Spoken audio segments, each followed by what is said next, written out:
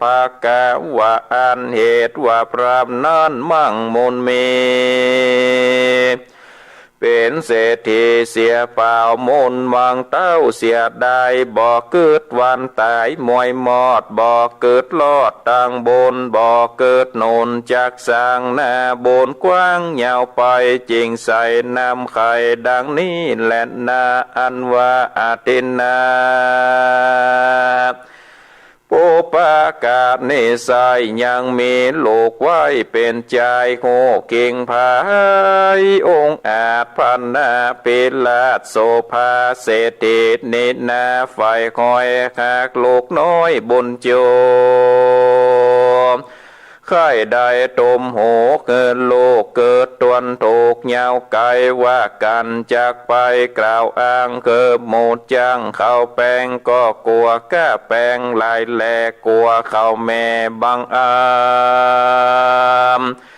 ลักเอาคำกรรมมาการนักนำนาการนำนักหลากมีสามตุมหูงามผ่องแผ้วการแปลงแล้วว่าเตี้ยงหลอด2 บาทเป็นไม้บาท1หายกว่าจอยมันเกิดขาก้อยไปมาก็เอาคำขามาตีปอเกียงดีสักหน่อยใส่เกินโลกหน่อย2 หูตุ้มหูจูบอดเศร้าเหตุว่าเจ้านอนเนานั่นใส่ตุมหูเกียงไว้ดีงามจริงใส่แนมชื่อซอยว่าเจ้านอนน้อยมาตากุลทาลีและนาแต่นั่นไปนาเจ้านอนลามาทากุลทาลีจำเลินดีจะใจเจ้าขึ้นใหญ่บัดเดียวปีเดือนวันปันจอดต่อเต้ารอด13 ปีกำปามีไม่มาดเป็นพระญาติพร้อมเลืองวันแน่บ่อเลืองดังเก่านางนอนเนาผู้เป็นแม่ก็เก่าแก่ยังพรามวาโสสังบ่ไปสวามพอโลกพระญาติถูกแม่แฝงกวนแสวงเตียวไตหาหมอน้อยใหญ่เยียวยาพุทธาโลกน้อยใดกาดก้อยปัญหายนั่นจะติดนั่นเจ้าเศรษฐีผู้ท่านนี้มันก็กึดทีน้ำนาว่าการหาหมอแม่นมเท่ามายาโลกเต่าใส่ใจหมอมันเตี้ยงไข่จากกว่าเรียกเอาก้าญาณยำจากเสียคำปังเปล่าแถมประกาศหนึ่งเล่าเกยหูหมอมักกล่าวโอเป็นไม้ว่าพาญาติบ่หลายมีน้อยมากล่าวถอยกำเดว่าเปียที่มีหลายหลากปาเสียกามากนำนาพระมานาเกิดขวาดลูกเป็นพาญาติตัวเหลืองกลัวจากเปลืองเงินคำมันก็น่านำกึดได้รีบเตียวไตไปหายังหมอยาผู้หนึ่งอาจแสงโอกาสจะทำเป็นกำงามบอดซาว่าดูราหมอเจ้า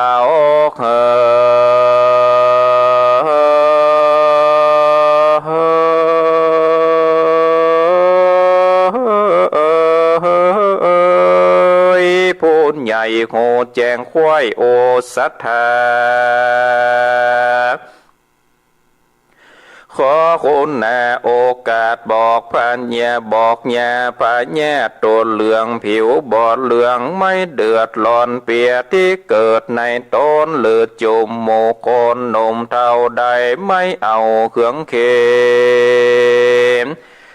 ผู้เศรษฐีใจถอยแสงกล่าวถอยจะวานขอหมอการจีบอกหูมอกตัวยาอันว่าหมอนันแน่สวกสวัดหูจัดลาดตันโคนว่าเศรษฐีตนหยาบจะกลัวเสียงกายานยาม แสงไข่กำทานเนไข่โหตีตัวยาโกเงียนมาลำบากโอดตกยากนัดนำเสียเงินคำหลายแลจริงเก่าแก่หลวงพรามเป็นกำงามจีบอกผิดมอกตัวยาพระมันนาผู้ใบขาดนิ่งไข้ในใจว่าพญาตนใส่ใจจะโหลวกกว่าเนื้อคนรีบต่อยโหนบอกเล่าลาหมอนันเล่าคืนโสยังที่อยู่เกหารีบหายาหมอบอกเอายาผิดมอกนันใส่เกิดโลกไทยตนกินแหลนนาเจ้ามาท่ากุนทะเลกินยาบ่เดผิดมอกพันยาซ้ำมาปอกเลือดลายพรามข้านิ่งหมายขวาดงูกอดรีบไปสู่หมอดยาแถมผู้หนึ่งนาบอกลาโหเก้าความในหมอเลวไวมาสู่ยังที่อยู่เจ้ามาตะกนทะเลกอกโงเดตวนเทว่าพาญาติเนนักลายจากถึงตายบอกกาดแมนตาวราชอินตาจากมายาดนั่นใส่ก็บอกหายได้เดลีจริงไขว่าเตกล่าวโอพระผู้ขีดยากันใครจะกล่าวแล้ว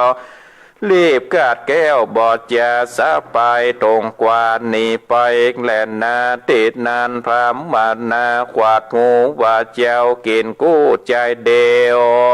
อันเป็นเกลียว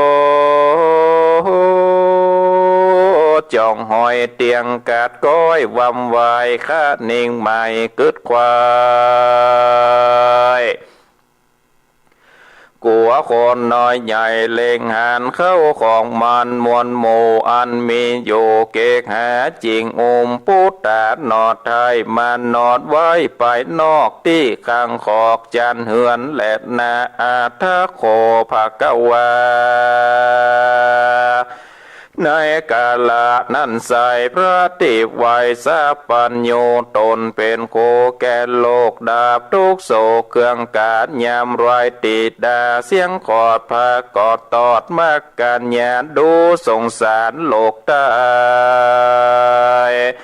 ตั้งที่ไกลและไกลกอกหันโอปาทนิสัยงานพระเสดผากดเกิดในญาณว่าเจ้ากุมารน้อยอ่อนบุญปางก่อนมิลายการเฮาได้ผายโพดไว้เตี้ยงจากได้เป็นดีถึงโสดาปเตปาละเมวิเศษพ้นจากเขตอุบายและนากันลอยตีเจียงแล้วพระตนแก้วทะลงญาณ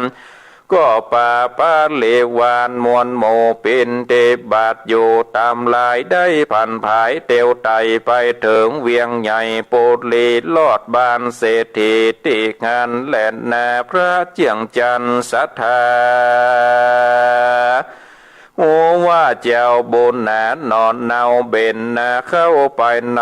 จากเงี้ยสันใดนั่นใส่เงอเจ้าหนอไทยเลงหันพระจอมทันตนวิเศษโง่แจงเจตดิเล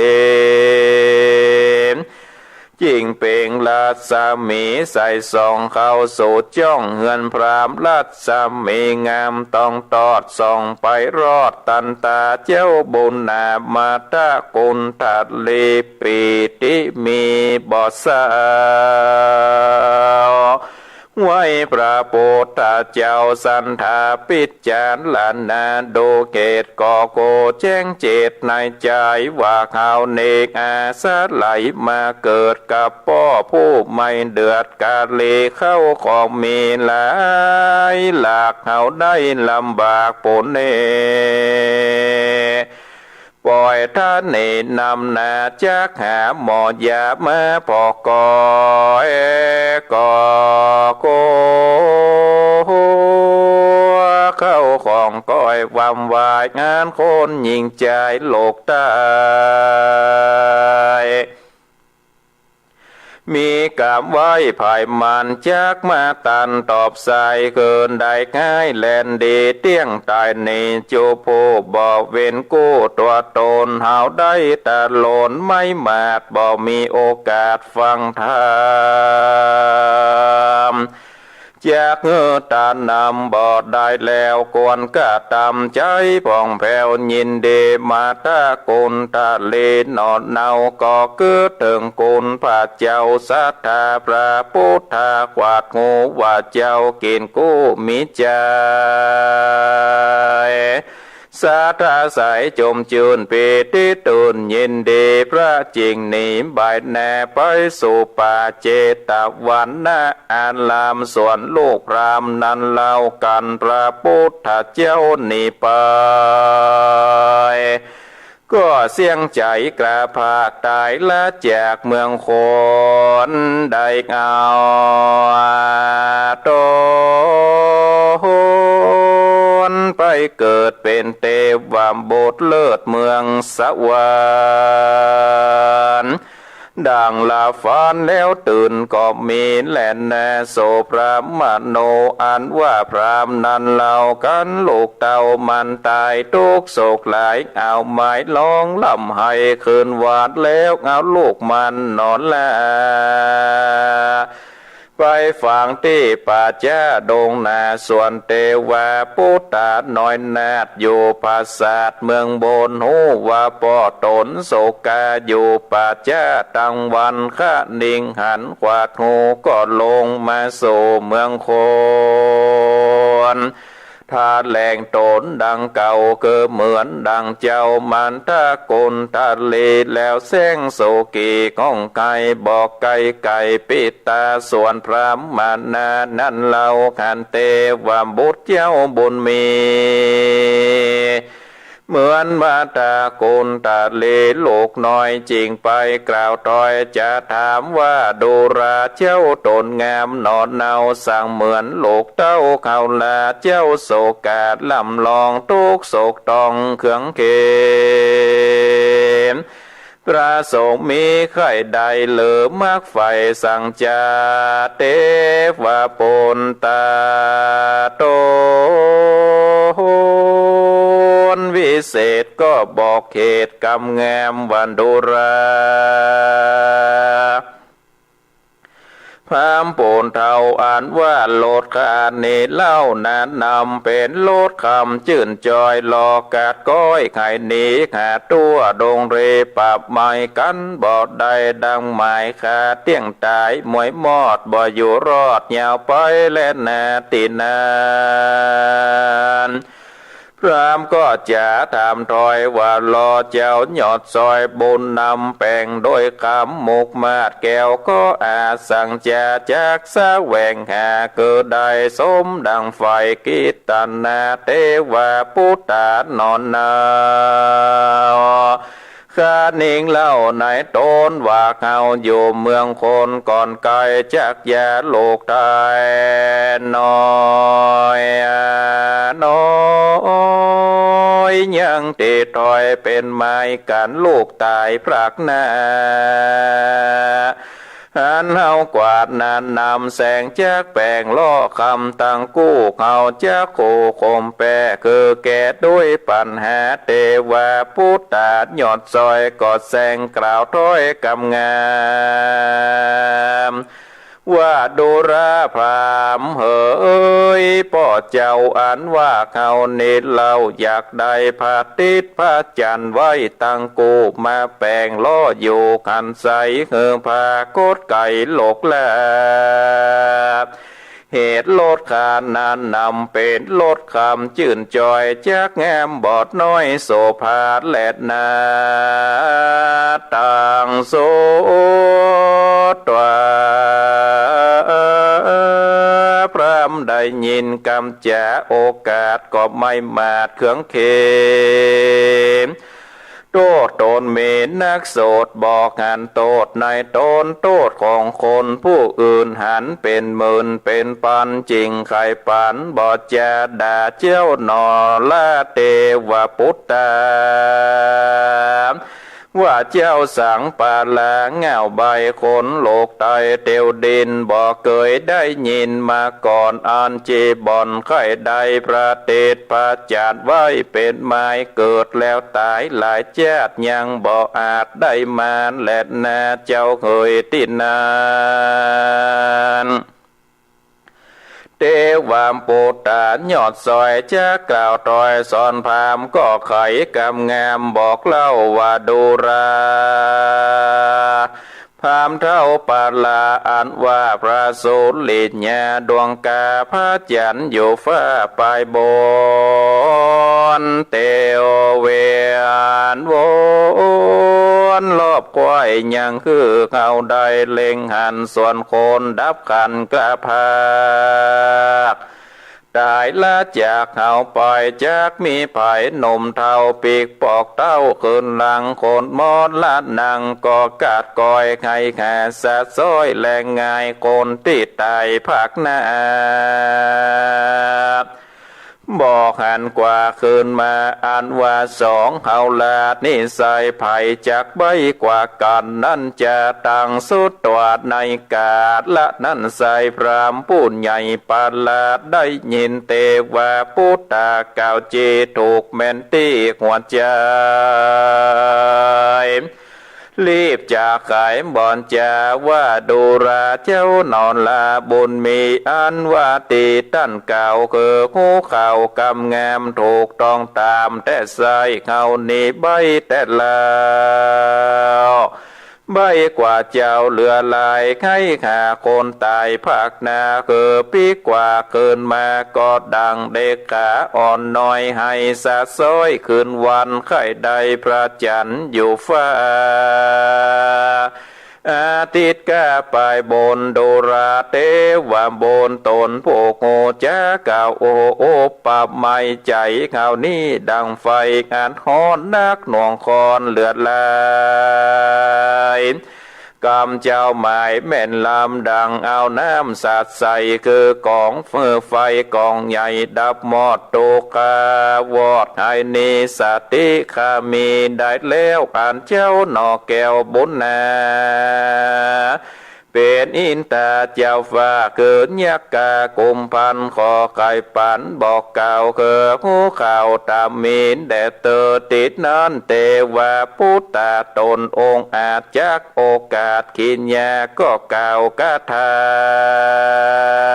ง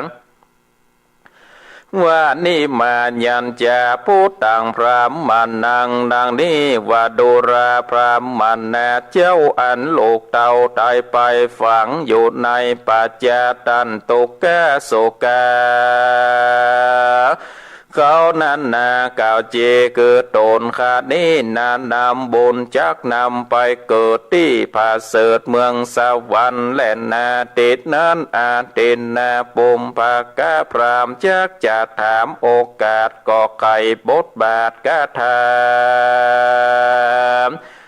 ว่าอาปังปุญญาโกศสลังดังนี้อันว่าบุญมากน้อยบอกงานเจ้าฝ่ายงอยกะตามบุญนำสั่งจะจริงนำปาหนองนาไปเกิดด่านดาวเมืองบนเทวาผู้ตนองค์อาจก็โอกาสกำงามจะบอกพรำเก่าจีว่าเมื่อกาเนมัดไม่เจ็บป่วยไข้เครื่องกาดนอนอยู่เกกหานั่นแล้วได้ขันพระโพธิเจ้าตนวิเศษบอกมีกิเลสอันใดจิตขาดเลื่อมใสจื่นจอยการฆ่ากาดก้อยวำวายบนลำลายพาเสดได้นำไปเกิดเมืองบนและนาป้อเคยตัดสมิงคะเนในขณะนั้นเล่ากันว่าเจ้านอนนาวเทวาพุทธาบอกบุญญาหลายแหล่จักเก่าแผ่ปันไม้พรามก็มีใจงามหลายหลากจะออกปากไข่กรรมว่าภาละบุญกรรมนอนน้อย บ่ตกดอยไงเนยังเป็นเดปาเสดได้เมื่อเกิดเมืองสวรรค์พรามไข่ปันกาบแล้วกอดเงี้ยเกิดจิตป่องแผ่วยินเดชแล้วไขว่าตีกล่าวต่อว่าขอจิตข้าก็ไปลอดเถิงพระแก้วยอดดวงใสลัดตันนาไตแก้วเจ้าบาทนี้เล่าไปแน่แด่เตอติดนานเตว่าพุทธาหน่อยนาจากโอกาสสอนพรามก็จะกำแงมบ่เศร้าว่าขอพ่อเจ้าเจยบานทราบมาตานสินหาพ่อบอทาโศกาของไข้ขาลูกน้อยลูกได้จื่นจ้อยสวนสันเดอันว่าสัมปติมีหลายหลากการปอกกาภาคใดไปเข้าของใดนอนใหญ่เอาไปบ่ได้สักอันคนดับขานภาคนาลาดละกว่าเมื่อมอนจากใดก่อนลึกหาบยังบุญบาปโดยไปก็ตำกรรมได้น้อยมากกรรมบ่ภาคให้นี้ก็ตำเดชนั่นใส่จากป่าเกิดได้เจยบานก็ตำบาปหานหยาบคายบาปตอบใส่โดยตานตุกป่าหวันจองห้อยได้ตามก้อยเครื่องกาสัมปติป้อมีแหนมั่งเตาจุงไปเฝ้าพระตาลงยานใดเกิดตานเขาน้ำคักษาศีลพร่ำภาวนาญาติลาสาพระมาตละเว้นขาดฟังธรรม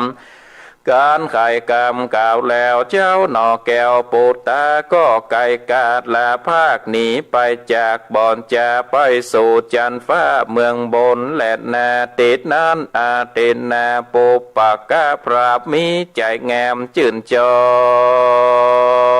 ย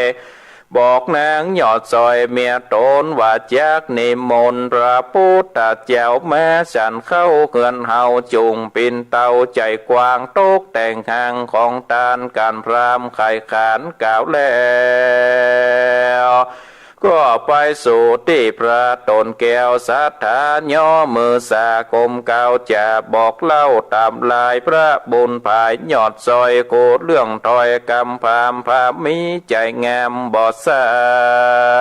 วลาพระพุทธเจ้าเคินโสนยังที่อยู่แห่งตนแล่นนาปุณนาเทวเสการลอดวันโลนลงเจ้าพระพุทธเจ้าตนตาลงยานพร้อมตังปะเลวานมวลโมเป็นที่บาทอยู่บ้านพราม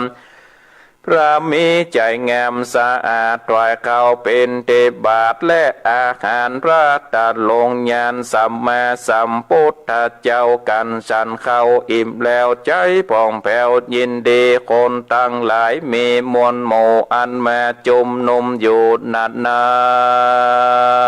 ำ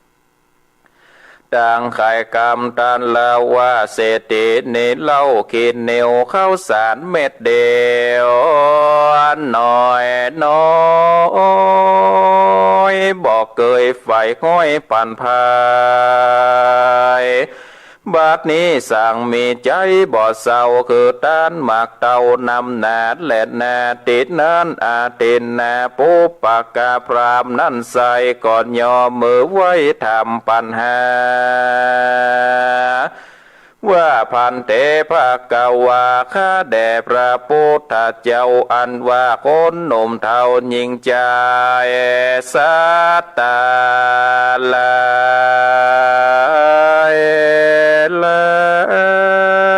ยโลกไตบอดสร้างบุญไว้อันใด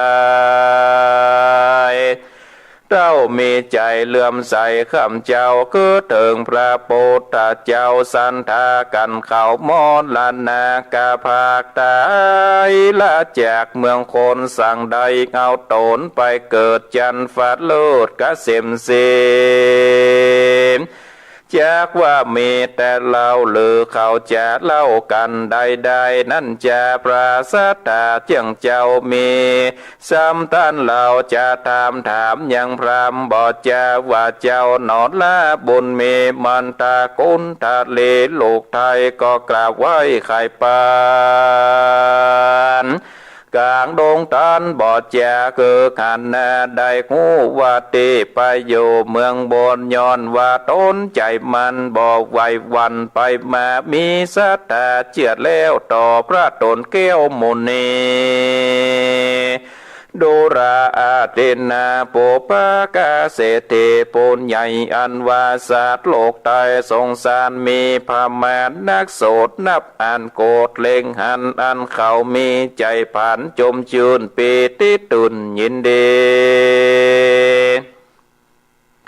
สาธามีมังเต่าต่อเจ้าตนเจ้าสาธานยอมไกกาไปเกิดจันฟ้าเลิศเมืองสวรรค์แลนนาโสจันนาอันว่าคนทั้งหลายมวลโมพร้อมนาโยดนำนาเขาสังกาบอดน้อยพระยอดซอยโตนถ้าลงยานจริงอธิษฐานโอกาสเฮือเตวบุตรตนอาจมาตะกุลทะเลอันสาเวยสารเลนโยฟ้ามาสูนโลกลาโลกาคือมาโนสาหลายแลใดใครแก่สงสัยคือเขาไก่จากบาปใดมาหาบตั้งบนอันจากโนนไปนาบ่อตามจ้าเครื่องเขมาตากุลทะเลบุญกว้างพงอยู่สร้างสำลาดในวิมานเลิศแล้วได้ยินพระตนแก้วเรียกหาก็พาดากาญาเก่าเกตโดยเครื่องติบเตเจียงคานจากวิมานมาสู่ยังที่อยู่ปราสาทานยอมือสากมเก่าไว้พระพุทธเจ้าสามหนพระทัสสะผลยอดซอยจะกล่าวถอยกำดีธรรมทะกุลทะเลตนประเสริฐว่าอันใดเมื่อเกิดเมืองสวรรค์จุงไข่ปันบอกเราคือคนหนุ่มเท่าหญิงใจอันนั่งยายเป็นหมู่ใดพระผู้ขีดญาเทวาพุทธาตนองค์อาจก็โอกาสจะใครว่าตนได้เลื่อมใสมักเท่าต่อพระพุทธเจ้าตนพระเสริฐจริงใดเมื่อเกิดเมืองบนโยมโมโคนหนุ่มเท่าฟังเทวาบุตรเจ้าใครจะความสังกาแต่ก่อนก็ได้ย่อนให้นิจกรรมดีกล่าวต้อยมีบอดน้อยลายพระการและนาอัตถโกภกวาในกาละนั้นใส่ปฏิไว้ตาลงธรรมจะไก่กรรมกล่าวถอยสอนคนใหญ่น้อยยิ่งใจประบุญภายตนสวักสวดจริงโอกาสกทานว่ามโนผู้พังขมาธรรมามโนเศรษฐามโนมายาดังนี้ว่าทำต่างเลยนั่นเราคนหนุ่มเท่าหญิงใจมีหูกายตั้งอยู่ใจเป็นกูนำไปก็ทำกรรมใดนั่นใส่ใจเป็นใหญ่จิตจองหือทุกป่องโจนนนก็ทำบุญหรือบาปให้ดีครับอันใดอยู่ที่ใจเป็นเก่าใจนั้นเล่าเป็นนายส่วนรูปกายนั้นใส่เป็นข้าใจเดเลจากไงเดนั้นโสดเป็นตุกโทษนั้นนำอยู่ที่กรรมเป็นเก่ากรรมคือการกระทำนั้นเล่าจะขายมาจากใจเป็นเหตุนำไปสู่เขตสถานก็ทำบุญทานมากน้อยโดยใจจืนจ้อยยินดีพัดละบุญมีหลายแลบุญเกิดแก่ตัวตน เ เป็นมงคลพาเสริฐปากเฮือเกิดตีคาหากะตามบุญใดนาน้อยใหญ่จิตบ่อไฟยินดีใจมองขีไม่เดือดบุญพาเสริฐมีน้อยพระละบุญอาจก่อยเนกายพระบุญภายตนองค์อาจก็โอกาสไขกรรมไขอย่างสัจธรรมตั้งสีจะกล่าวเจโจภาการปริโยสันสุดยอดจบเสียงขอดขิญญาเทวาปุตตานมเนาต่างพรามเจ้าเศรษฐีได้ถึงกองเดชวิเศษมีพระเปตว่าโสตาปฏิปัตละผลกอบมีวัดนั้นแลดนาเทศนาวัสเนในเมื่อแล้วธรรมเทศนาอ่านว่าคนต่างเล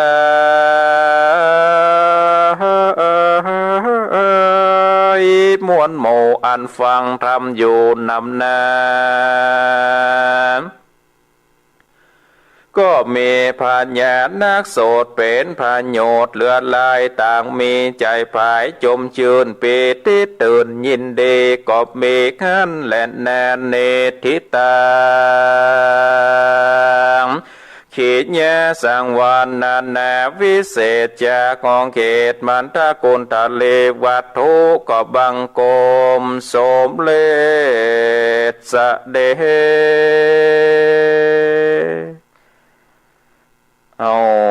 ละศรัทธาญาติโยมท่านสาธุชนนักศีลนักบุญทุกท่าน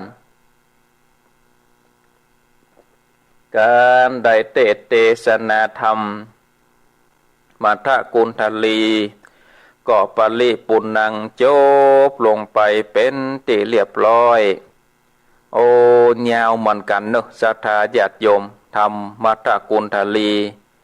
โอ้แล้วก็อิดนะเนอะศรัทธาญาติโยมต่างหลายบ่ได้เทศธรรมมนบ่ได้เทศธรรมยามเจ้ามนเอาก็ใจเสียงแล้วก็อิดเหมือนกันนะศรัทธาญาติโยมต่างหลายมาเร็วพอเวลาก็มีเวลาเหลืออยู่นักพอสมควรเหลือแหมประมาณ40 นาทีก็จะได้สรุปเนื้อหาแจกความสำคัญเนื้อกับศรัทธาญาติโยมท่านทั้งหลายได้สดับรับฟังว่าธรรมมัทธกุลทลีนั่นนี่เป็นจะใดมีเนื้อหาแจกความเป็นจะใดเนาะศรัทธาญาติโยมท่านทั้งหลายอันว่าธรรมมัทธกุลทลีนี่เพิ่นก็ได้กล่าวถึงว่ายังมีพราหมณ์คนหนึ่งอยู่ในเมืองสาวัตถีพราหมณ์คนนี้นี่มีข้าวของ16 โกฏศรัทธาญาติโยมท่านทั้งหลายศรัทธาก่อนนับพอโลว่าโกฏหนึ่งมันมีแต่ใดเนาะหน่วย10 ร้อยพันหมื่นแสนล้านโกฏเนาะก็เนาะถ้าจะ10 ล้าน20 ล้านบัวเนาะมี16 โกฏพราหมณ์คนนี้นี่มันโรยบาดายศรัทธาญาติโยมท่านทั้งหลายแต่ว่ามีใจขี้จิขี้ทีบอกเกยตานศรัทธาญาติโยมบอกว่าตาเนื้อแก่พระเจ้าพระสงฆ์หรือว่าปันเนื้อแก่คนอยากคนไล่นี่ดึงบากดึงบาปันซักอย่าง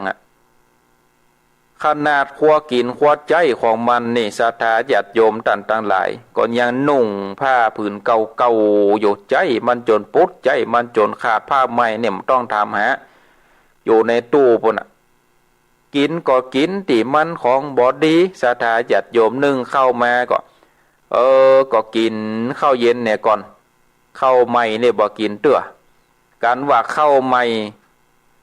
ข้าวเย็นหมดข้าวใหม่ก็เป็นข้าวเย็นนะหมออย่าเนาะก็กินข้าวเย็นไปถึงวันเนี่ยอาหารก็มีอะไรยังก็กินไปบ่ได้กินหลูกินหลาเนาะกินปูกินปลาบ่ได้กินกับผักกับไม้เพราะว่ามันขี้จิขี้ทีโรศรัทธาญาติโยมคนทั้งหลายก็เลยใส่ชื่อว่าอทินนะปุภกะเพราะเหตุว่าพราหมณ์คนนั้นเนี่ยเป็นเศรษฐีบ่ได้บอกมีใจมักกึดตามนะศรัทธาญาติโยมและพราหมณ์คนนั้นนี่อทินนะปุภกะนี่ก็ได้มีลูกชายคนหนึ่ง เป็นคนที่มีหูปห่างงามหรอศรัทธาญาติโยมเป็นคนที่มีหูปห่างงามการว่าลูกใหญ่ขึ้นมาแล้วนี่การว่าลูกใหญ่ขึ้นมาพราหมณ์คนนั้นก็เลยมีใจแค่ได้ตุ้มหูให้ลูกก็เกิดว่าโอ้ถ้าเฮาไปจ้างหมู่ศาลาหมู่นี่นะ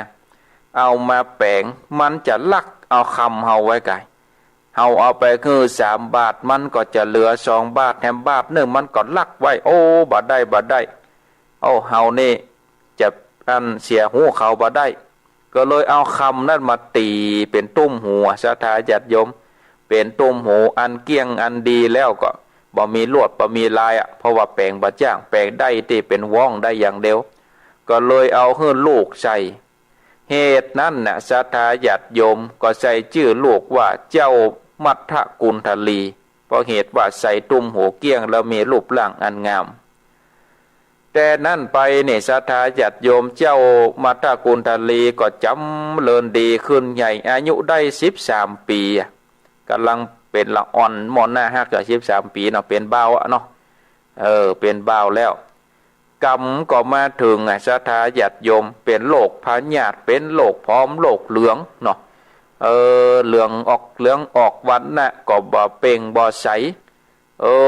แล้วจะเนี่ยได้ก็เลยได้นอนอยู่เตียงหันเป็นเปียทิโลกาอันเป็นพร้อมเป็นเหลืองบ่มีแห้งศรัทธาญาติโยมนางผู้เป็นแม่ก็ไปอู้กับเจ้าอาตินนาปูปากะนี่ปูพามว่าสู่เฮยไปพอลูกกำลุบ่เดี๋ยวนี้ลูกทะลงเป็นพญาติเป็นพร้อมเป็นเหลืองไง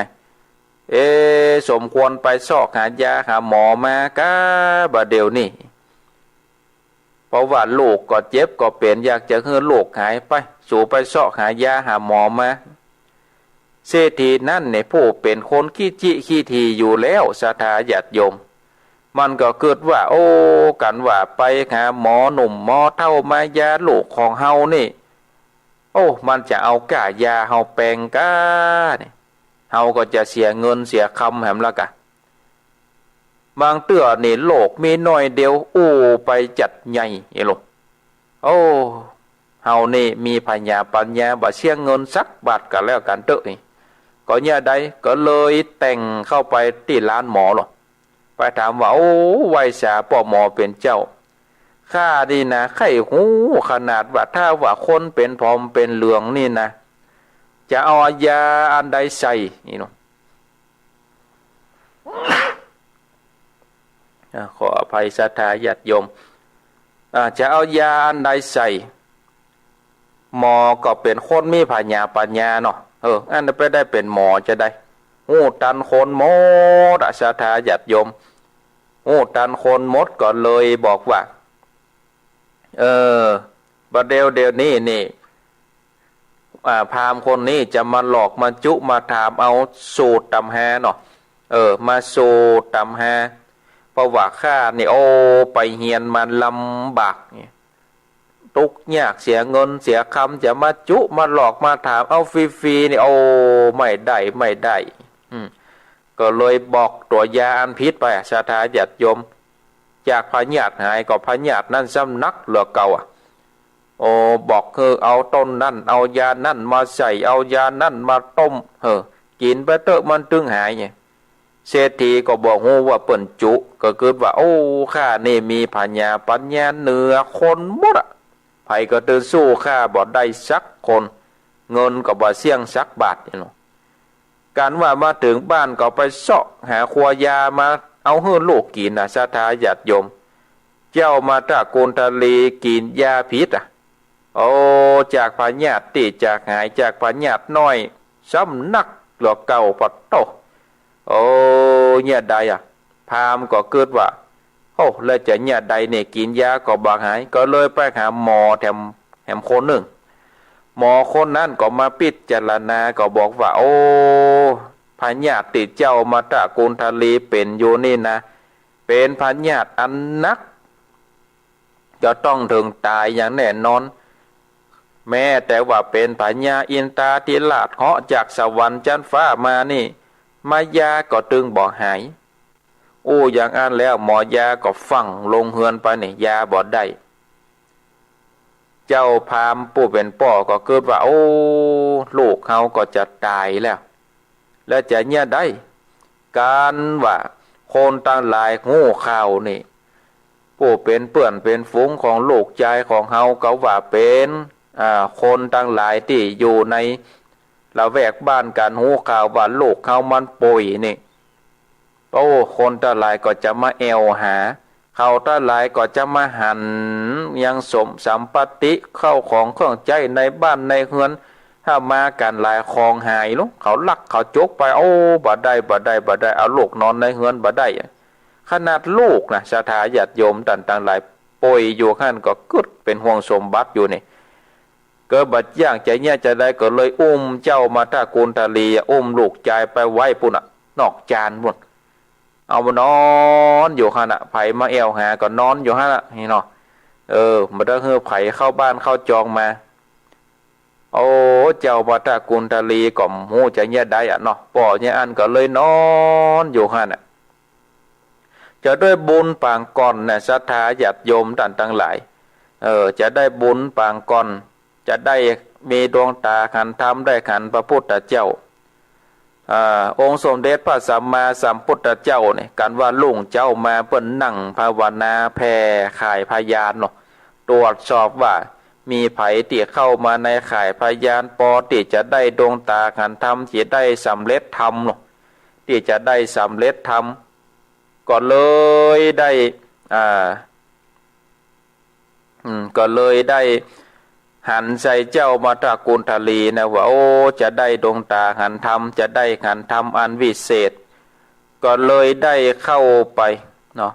ปีนที่บาทศรัทธาญาติโยมไปปีนที่บาทไปยืนอยู่ที่หน้าบ้านหน้าเฮือนของเจ้ามาตระกูลทลีเจ้ามาตระกูลทลีนี่นอนสักแกงศรัทธาญาติโยม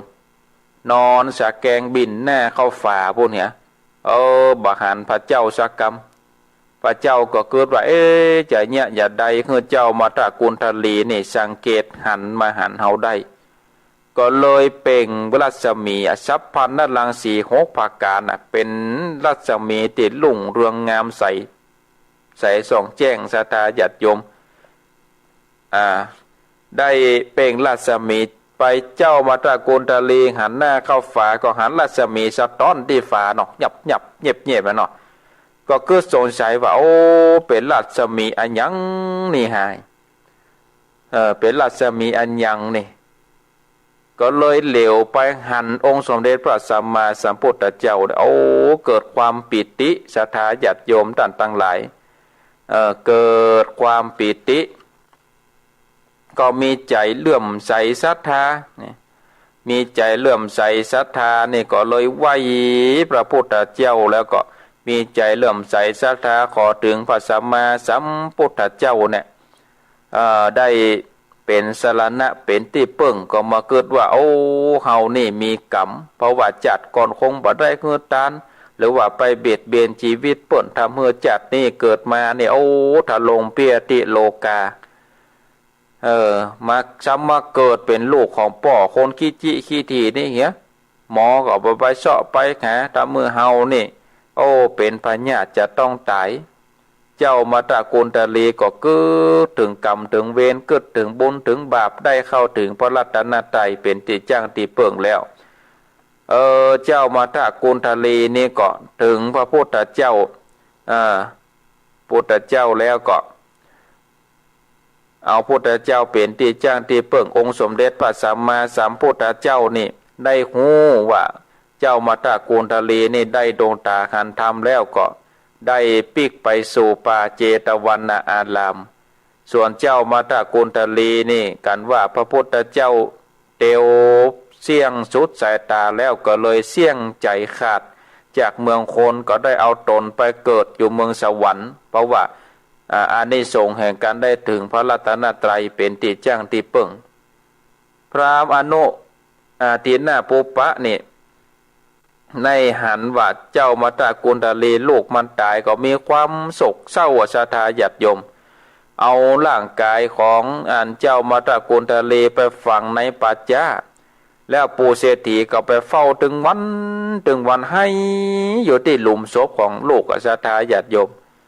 ส่วนเทวบุตรตนนั้นนี่อยู่เมืองสวรรค์ก็มาหันว่าโอ้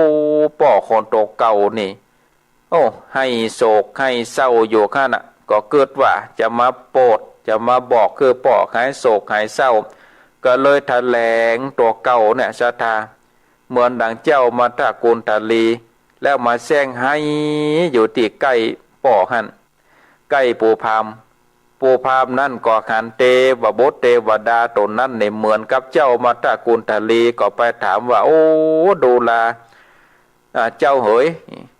ยังมาเหมือนลูกเขาเป็นแต่เป็นว่าเจ้ามาให้อยู่ที่นี่เนี่ยใดถึงมาให้เทวบุตรตนนั้นก็เลยบอกว่าโอ้ไหวสาป่ออันพามเหยอันว่าที่ข้าให้นี่นะเหตุเพราะว่ารถที่ข้าขี่มาเนี่ยเป็นรถคำแล้วล้อมันหายบ่เดินนี่เสาะหาตัวปลาแล้วก็ตึงบอกปะจะเงี้ยจะใดข้าก็จะเดินทางไปตอนหน้าก็บ่ได้ที่นั่นพราหมณ์ก็ว่าโอ้ล้อของเจ้านี่แปลกด้วยคำกะแล้วจะแสวงหาอันอาจจะช่วยเสาะหาคือได้เทวดาก็กึดในใจว่าเนี่ยเมื่ออยู่เมืองคนนี่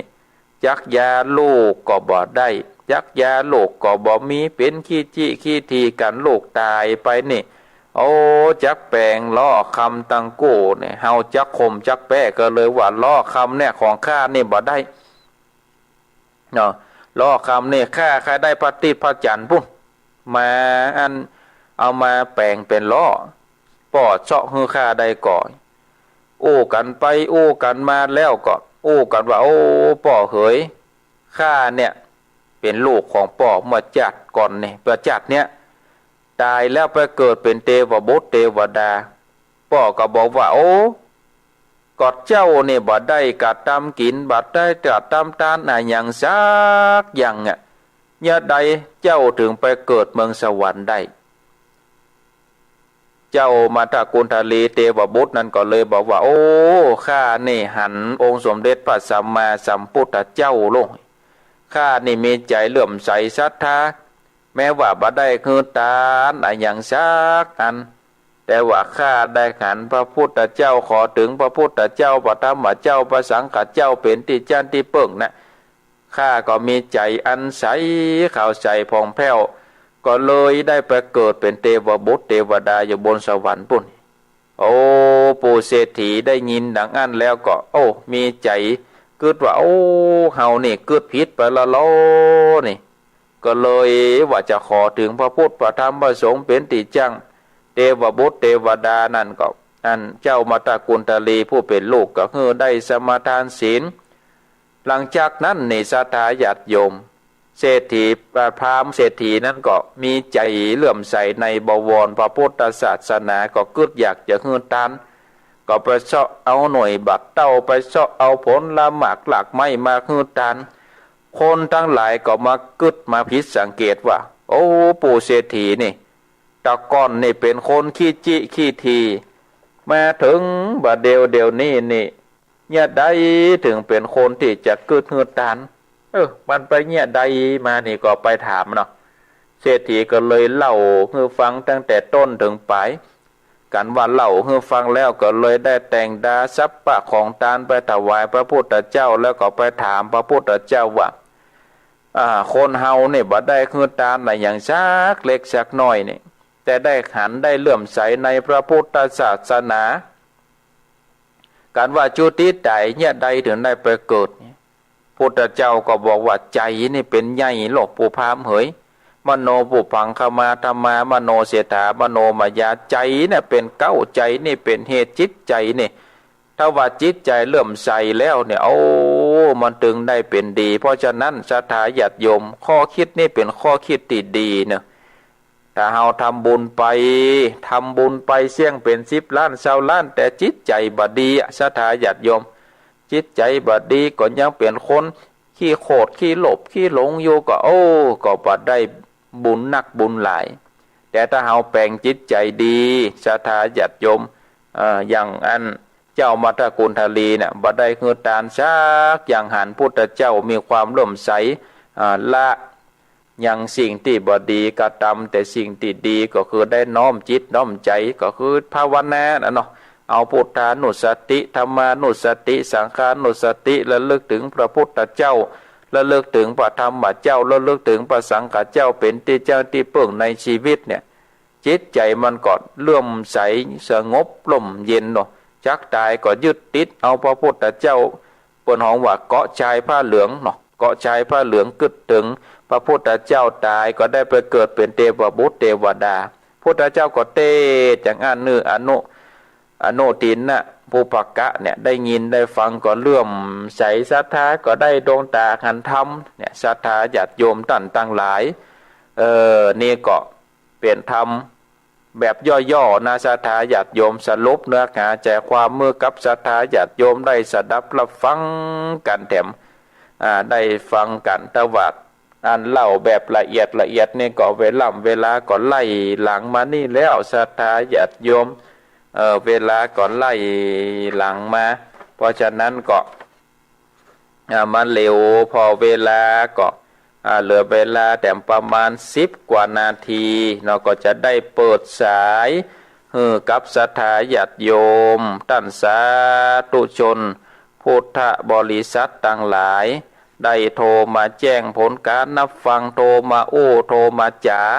ที่เบอร์โทรศัพท์0865878177เอาอยู่ที่ไหนตั้งใดก็โทรมาได้เนอะศรัทธาญาติโยมโทรมาได้เลยจะเลินปอน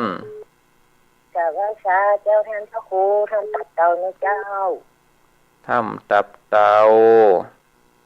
เจ้าฟังแต่เจ้ามาแล้วเนี่ยเจ้านั่นคนสุขีที่ชัดเจนดีเนาะเจ้าชัดเจนดีเจ้าสาธุโมทนาเจ้าสาธุเจ้าครับสายต่อไปจะเลินปอนกราบไหว้สาครับพระครูมาแล้วป่อน้อยบุญปันโอ้ไม่ได้ฟังเสียงไปเป็นเดือน2 เดือนแล้วเนอะโอ้มุนนานนักแกนะวันที่9นี่ปะกันที่เรามณฑาเนาะปะกันตอนบ่ายเนอะตอนบ่ายไม่ได้ไม่ได้ไหว้กราบไหว้สาท่านนะท่านเป็นดอนปะกับดอนจันทร์นะลูกโอ้แต่กับหนอมบุญนานนักแกครับผมเป็นกำลังใจท่านพระครูด้วยเด้อกราบไหว้สาครับผมสาธุจะไปที่เหล่ามณฑานี่จะเข้าไปตอนบ่ายนะศรัทธาญาติโยมเพราะว่าตอนเจ้านี่มีงานตาล100 วันที่บ้านนี่เนาะศรัทธาบ้านนี่แล้วก็ต่อเข้าไปที่เหล่ามณฑานี่ตอนบ่ายช่วงเวลาดำหัวครูบาอาจารย์เนาะรับสายจะเลินปอนจังสักเจ้าพระครูยังไม่ถึงทองโทรมาจากวันห้วยการเจ้า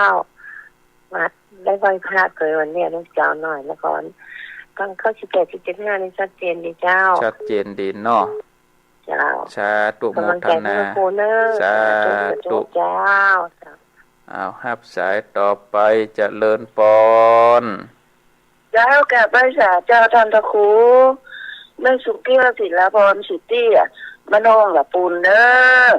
ฟังท่านพระครูได้ไหว้พระโดยเมื่อตี3 ครึ่งมาแล้วเจ้าได้ฟังธรรมแล้วท่านพระครูเจ้ามาแล้วเจ้าสาธุโมทนาเจ้ากราบไหว้สาเด้อท่านพระครูเจ้าสาธุเจ้ารับสายต่อไปจะเลินปอนกราบไหว้สาเจ้าท่านพระครูมาแล้วหนองบัวชัยปราการเจ้าฟังแต่เจ้าแล้วนะเจ้าทำกับเจ้าม่วนแต่ฟังมาแต่เจ้าชัดเจนดีเนาะเจ้าชัดเจนดีเจ้าพระบาทอุดมเศรษฐีชิจิขนาดนั่นนะกะอินดูเนาะอินดูลูกเนาะแต่ปุ่นก็ได้ดีไปเกิดที่ดีแล้วเจ้าไปเกิดที่ดีเจ้าท่านหายไปไหนแต่สัปปะการวังนี่นะเจ้า ไหว้สาเจ้าท่านพระ สา ครู ธุโมทนา เจ้า อ้าวครับสายต่อไปเจริญปอน ไปเสียข้าวแข่งเขาคูนี่ปนานประเสริฐแน่นอนแน่แดง ก่อนนั้นประเสริฐ ดิฉันจำเขาแค่นั่นเป็นว่าอันเสียงไฟสว่างตาเสียงเขาวางใจทำเขาลงใส่ทั้งน้ำทั้งพลังดิ้งจิตรกินใจดีครับแค่เหตุวันเขาทาดีครับ ชัดเจนนี่เนาะป้อนนั้นเนาะ ก็ชัดทั้งเราเขาเป็นคติสนใจเจ้า สาธุโมทนาเนอ นั่นใจพระครูทางครูแล้วขอพระครูได้อยู่เย็นเป็นชุบอามินยาวเป็นหลวงพ่อลงใช้แก่พอออกต่อไปหักสวัสดีนะครับเน สาธุสาธุ สาธุ 0865878177อ้าวหับสายเจริญปอน เจ้าพระสาเจ้าท่านพระครูยมฟังอยู่แน่ชัดเจนดีนะเจ้า แจ้งหัวลินเมืองฝางเนาะ เจ้า ชัดเจนดีฟังแต่เจ้าแล้วเนาะแม่เนาะ เจ้าฟังเจ้าเศรษฐีจิว่าผมยาลูกมาสาลูก นั่นนะกะ สาธุโมทนาเนอ เจ้าพระสาเจ้า สาธุ0865878177เจริญปอน รัชกาลเก้าอันนี้มันอะไรน้องแฝดแต่ละปีจังหมายนะเจ้าฟังท่านแล้ว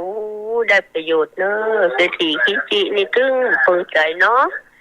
แต่ลูกเป็นใจบุญตาก็เลยได้เกิดเป็นไปเป็นเทพบุตรเกิดได้เนาะท่านเนาะชัดเจนเนี่ยเนาะน้องแฝก ชัดเจนเจ้าน้องแฝดเจ้า สาธุโมทนา จังเงินแล้วทั้งเจ้ามาละเจ้าขอท่านดูเป็นลมโพลมซ้ายคือสัจฉาทุกการเนอะจะได้ม่วนดีนะเจ้า สาธุโมทนา สาธุเจ้านมัสการนะเจ้าขอท่านรักษาเนื้อสาตัวเนอะบัดเดี๋ยวไปได้ป่วยนะเจ้า สาธุสาธุ เจ้า หักสายต่อไปเจริญปอน เจ้ากาไวสาเจ้าไม่น้อยกันนะเจ้าเจ้ายายก็มีความหูนิดหน่อยนะเจ้าเดี๋ยวดูติ๊กต็อกกันให้ดูติ๊กต็อกดีว่าหันยังมีประโยชน์ก็บอกกันพองเลยเจ้าคนว่าลูกเจ้าก็มาตื่นมาเพื่อกินน้ำ1 แก้วนะเจ้าตัวอีนะเจ้า สาธุโมทนากินน้ำ1 แก้วเปิดก็ตึงว่าดีหรอกศรัทธาญาติโยมมันจะป้องกันอย่างก็มันได้ปนวูบปนโกรธเนาะมันเลือดมันข้นเนาะตื่นมานี่ตื่นมาเลือดมันข้นก็ทำให้เลือดมันไปสูบฉีดทำให้สมองก้าหัวใจก้าเนาะ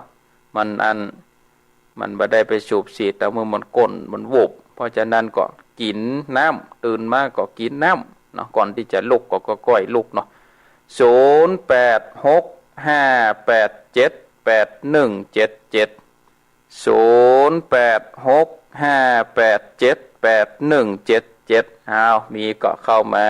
ศรัทธาญาติโยมเจริญปอน เจ้าพระเจ้าพระคุณเจ้า จากที่ไหน แม่วางเจ้าฟังอยู่นะเจ้า แม่วางชัดเจนดีเนาะ เจ้าชัดเจน สาธุสาธุโมทนา0865878177อยู่ตังใดที่ไหนก็โทรมาได้เนอะศรัทธาญาติโยมที่ได้เปิดเครื่องวิทยุสดับรับฟังก็ดีหลายขึ้นหลายสถานีตลอดถึงศรัทธาญาติโยมที่ฟังทางอินเทอร์เน็ตก็ดีเนาะหลายที่หลายตังแล้วก็เข้ามารับชมรับฟังในการถ่ายทอดทางระบบ Facebook ก็ดี ก็สาธุอนุโมทนาและขอบคุณอนุโมทนากับศรัทธาที่เข้ามารับชมรับฟังในการถ่ายทอดตามระบบ Facebook ไลฟ์ของอาตมาภาพก็สามารถรับฟังได้แล้วก็รับฟังย้อนหลังได้ก็สาธุอนุโมทนากับครูบาอาจารย์พระเจ้าประสงค์ก็เข้ามาฟังหลายตนหลายองค์ศรัทธาญาติโยมก็เข้ามาฟังหลายคนหลายท่านก็สาธุอนุโมทนามีก็เข้ามาเรื่อยๆเนอะศรัทธาญาติโยมมีเวลาแถมสัก10ก่อนอ่านมาถึง10 นาทีตอนนี้นะ0865878177เจริญปอนเจริญปอน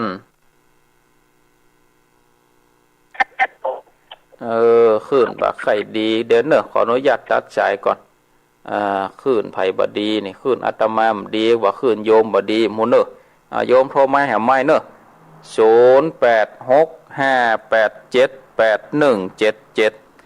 0865878177สาธุอนุโมทนาเข้ามาก็หับสายเจริญปอนมาสการเจ้าจากที่ไหนมันอยู่หนองคายหนองตองเจ้าหนองคายหนองตองจะเตียนท่านมาเตดว่างานสูงโมนานักแกน่ะนะเจ้าเมินนักแกนะโอ้ฟังแล้วสบายอกสบายใจเนาะฟังหมดแต่เจ้าแล้วก็เจ้าตื่นแต่เจ้าละเจ้าฟังถึงวันน่ะถึงเมื่อวานถึงเมื่อคืนแต่รุ่งตื่นกับฟังนะนั่นนะกะเอาธรรมะเป็นที่เปิ่งที่อิงเนอะสาธุโมทนาเจ้าโมทนาสาธุหับสายต่อไปเจริญปอนสาธุเจ้าฟังเลยเจ้าจากที่ไหนได้สเก็ตปลานเจ้าสิวิไลเจ้าโดยสเก็ตบ้านปาลานเนาะเจ้าได้ทำนี่ดีนะเจ้าชัดเจนดีเนาะแม่เนาะเจ้าชัดเจนดีเจ้าฟังกันไปเรื่อยๆเนอะเจ้าสาธุสาธุหับสายต่อไปจะเลินปอนนมัสการเจ้าท่านพระครูฟังเจ้าจากที่ไหนจากบ้านศาลาหนองสาลีศาลานี่กะสันปะตองนี่กะ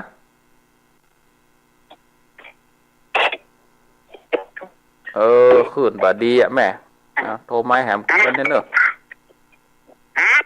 ขึ้นบดีมันคกคักบ่ได้ยินทีขออนุญาตตัดสายกันเนอะแม่เนอะศาลาเนี่ยได้ยินที่บดีได้ยินนี่นะว่าขึ้นบ้านบดีขึ้นโทรศัพท์แม่บดีมันจะว่าขึ้นโทรศัพท์อาตมานะนี่นะขึ้นโทรศัพท์ของแม่บ่ค่อยดีสาธุอนุโมทนาโทรมาแถมเฮือเวลาแถม5 นาทีเฮือเวลาแถม5 นาทีโทรมาแจ้งผลการนับฟังโทรมาโทรมาจ๋ากันได้เลยหับสายเจริญปอนการนมัสการเจ้าจากที่ไหนศรีโพธารามเจ้าศรีโพธารามเจ้า70,000ไม่ได้ฟังแล้วเจ้าเมินนานนักแกเป็นเดือนปลายพวกก้าเนาะไม่ได้ปลายกันนี่นะเจ้าชัดเจนดีเนาะเจ้าชัดเจนดีเจ้าสาธุโมทนาเนอะเจ้าสาธุเจ้า0865878177 0865878177มีก็เข้ามาได้สักสาย2 สายได้15 สายไผจะมาเป็นสายสุดท้ายไผจะมาเป็นผู้โชคดีมีก็เข้ามาเนอะศรัทธาญาติโยมมีก็เข้ามาโทรมาโทรมาจ๋าโทรมาแจ้งผลการนับฟังกันไปอยู่เป็นกู้เป็นกีมกันไปศรัทธาญาติโยมอยู่ทางใดก็โทรมา โทรมาได้เลยอ้าวรับสายเจริญปอนสาเจ้าจากที่ไหนทองเจ้าที่ไหนก็แม่ชื่อเมียทองเจ้าแม่ทองอยู่ที่ไหนอยู่ชื่อบ้านเวียงทองเจ้าบ้านเวียงทองอีกอะเจ้าฟังกูหวานเจ้าแต่ว่าได้โทรหามันโทรหากันทองเนอเจ้าชาตุโมทนาขออนุญาตยกหูก่อนเนอะศรัทธาญาติโยมท่านทั้งหลายได้15 สายแล้วก็สาธุอนุโมทนากับศรัทธาญาติโยมที่ได้โทรมาแจ้งผลการนับฟังโทรมาโทรมาจ๋ามาทบทวนสายก่อนเนาะสายแรกจากโยมแม่ถ้ำตับเตาอันนี้ก็ฟังอยู่แล้วก็โทรมาเป็นประจำสายที่2จากพ่อน้อยบุญปันเมืองฝางวันที่9ปะกันเนอก็ตอนบ่ายเนอะศรัทธาญาติโยมอาตมาจะเข้าไปตอนบ่ายในวันที่9ที่งานดำหัวครูบาอาจารย์ส่วนรายละเอียดนั้นก็ฟังกับท่านอาจารย์พระครูอภิวัฒนาวิกรมท่านอาจารย์บรรยงวัดปตานเจริญเนอะว่าจะจะจ๋ารายละเอียดอย่างต่างๆนั่นนะสำหรับในวันที่9ก็ฟังรายการของท่านอาจารย์ไปสายที่3จากแม่สายทองบ้านห้วยการอำเภอบ้านโฮงสายที่3จากแม่สุกแก้วบ้านศรีเตี้ยศรีลาพรอำเภอบ้านโฮงสายที่5เนาะจากบ้านหนองบัวชัยปราการสายที่6จากป้อนนานประเสริฐอำเภอนาน้อยสายที่7จากโยมแม่เจงโหรินเมืองฝางสายที่8จากแม่ดาราบ้านหนองแฝกสารปีสายที่9จากแม่น้อยกัดนัดอันนี้คือความโหตื่นขึ้นมาให้กินน้ำ1 แก้วนะกินแล้วเลยเกินแก้ว2 แก้วก็ซ้ำดีสายที่10จากโยมแม่อย่าลืมไปเลยแกจดวันนี้ก็อันสายที่11จากบ้านหนองไข่หนองตองเนาะหนองไข่หนองตองสายที่12จากดอยสะเก็ดบ้านปานลานสายที่13สายที่10จากแม่วางจุดแต่จากที่10จากแม่วางที่11จากหนองไข่หนองตองสายที่12จากดอยสะเก็ดบ้านปานลานสายที่13จากบ้านศาลาสายที่14บ้านสีโพงามสายสุดท้ายจากบ้านเวียงทองก็สาธุอนุโมทนากับศรัทธาญาติโยมทุกท่านที่โทรมาโทรมาจ๋าโทรมาเป็นกำลังอกกำลังใจตลอดถึงขอบคุณอนุโมทนาครูบาอาจารย์ตลอดถึงศรัทธาญาติโยมที่เข้ามารับชมรับฟังแสดงความคิดเห็นในไลฟ์สดผ่านทางเฟซบุ๊กก็สาธุอนุโมทนาวันนี้อาตมาภาพก็จะขอนำเอารายการได้ลาจากศรัทธาญาติโยมทั้งหลายไว้เพียงเท่านี้ก่อนเนาะวันพุธหน้าหากว่าบัติดกิจบัติดตุละทันใดก็จึงจะมาพบกับศรัทธาญาติโยมท่านสาธุชนหากว่าติดกิจติดตุละก็เอาไว้พุธหน้าพุธก่อนเนาะพุธต่อไปก็จึงจะได้มาพบกันต่อไปเนาะวันนี้ก็ขอความสุขความสวัสดีจงมีแก่ศรัทธาญาติโยมท่านสาธุชนพุทธบริษัททั้งหลายขอให้ทุกท่านอยู่ดีมีสุขหิปันมาหาปันได้เนื้อคิดสิ่งใดก็ขอสมดังความมุ่งมา่ปรารถนาเหมือนกันทุกท่านทุกคนอายุวันโนสุขังพลัง